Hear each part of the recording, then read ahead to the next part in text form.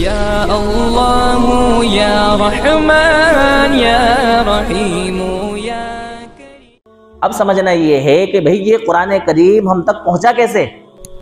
قربان جائیں ہم صحابہ کرام پر اور اللہ کے رسول صلی اللہ علیہ وسلم کی ذات اقدس پر، بڑی جافشانیوں کے بعد یہ قرآن کریم کا نسخہ ہم تک پہنچا ہے۔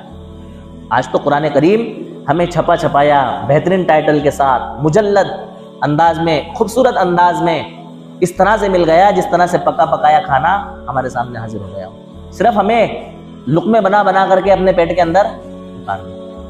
اتنی محنتیں صحابہ کرام نے اس قرآن کریم کے لیے کی ہیں۔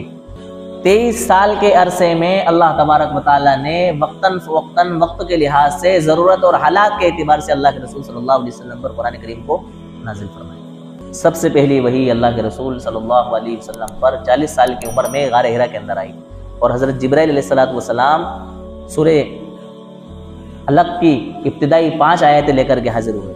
اقرأ بسم ربک الذی خلق، خلق الانسان من علق، اقرأ وربک الاکرم الذی علم بالقلم، علم الانسان ما لم یعلم۔ پڑھیے اپنے رب کے نام سے جس نے پیدا کیا۔ دیکھو سب سے پہلا خطاب مسلمانوں کو اور ساری دنیا کے لوگوں کو کیا ہے؟ پڑھیے۔ کیا کیجئے؟ پڑھیے۔ اقرأ بسم ربک الذی خلق، کیا کیجئے؟ پڑھیے۔ ساری دنیا کے لوگوں کو خطاب ہے، خصوصاً مسلمانوں کو خطاب ہے کہ جب آپ اس قرآن کریم پر اوپر ایمان لائے ہو تو اس آیت پر بھی ایمان لاؤ کہ پڑھیے۔ سب سے بچھڑا ہوا اگر کوئی پڑھائی لکھائی میں تو وہ کون ہے؟ مسلمان۔ ہمارا طبقہ کسی مصرف کا نہیں ہے، نہ دنیا کا، نہ دین کا، نہ آخرت کا، کائے کا بھی نہیں ہے، بالکل ایک دم بزدل، کمزور، لاچار، اپاہج کی طرح زندگی جی رہا ہے، تو وہ کون جی رہا ہے؟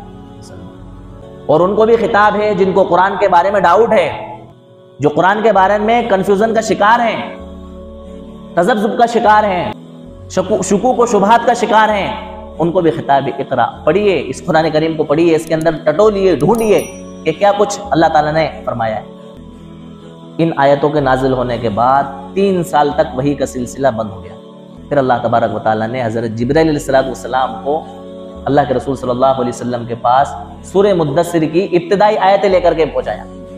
یا ایھا المدثر، اے چادر میں لپٹنے والے شخص، قم فانذر، کھڑے ہوئیے اور لوگوں کو ڈرائیے، وربک فکبر، اور اپنے رب کی تکبیر کہیے، وثیابک، اور وطہر، اور اپنے کپڑوں کو کیا کیجئے؟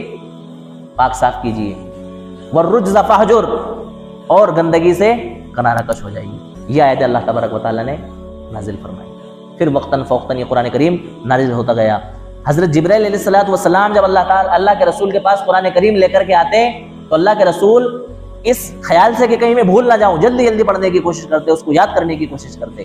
سب سے پہلے حافظ قرآن کریم کے اللہ کے رسول صلی اللہ علیہ وسلم۔ اللہ تعالیٰ نے فرمایا لا تحرک بہ لسانک لتعجل بہ ان علینا جمعہ وقرآنہ فاذا قرأناہ فاتبع قرآنہ ثم ان علینا بیانہ، کہ آپ جلدی جلدی اپنی زبان کو حرکت مت دیجئے، ہمارے ذمہ ہے اس قرآن کریم کو تمہیں یاد کرا دینا اور اس قرآن کریم کو اکٹھا کر دینا، اور جب ہم اس قرآن کریم کو تمہیں یاد کرا دیں گے، اکٹھا کرا دیں گے، تو اس کی تشریح، اس کی توضیح اور اس کی وضاحت کرنا بھی کس کے ذمہ ہے؟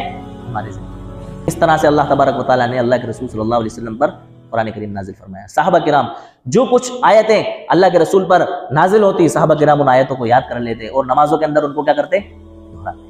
اسی پر بس نہیں کیا، اللہ کے رسول صلی اللہ علیہ وسلم کاتبین وحی کو بلا کر کے ان آیتوں کو لکھوا لیتے۔ اس وقت تو کاغذ نہیں چلا کرتے، کبھی ہڈیوں کے ٹکڑوں پر اس کو لکھوایا جاتا، کبھی درختوں کے پتوں پر لکھوایا جاتا، کبھی کھجور کی چھال پر لکھوایا جاتا، کبھی چمڑے پر لکھوایا جاتا، کبھی پتھروں کی سلوں پر لکھا جاتا۔ اس طرح سے قرآن کریم کو اللہ کے رسول کیا کروا لیتے؟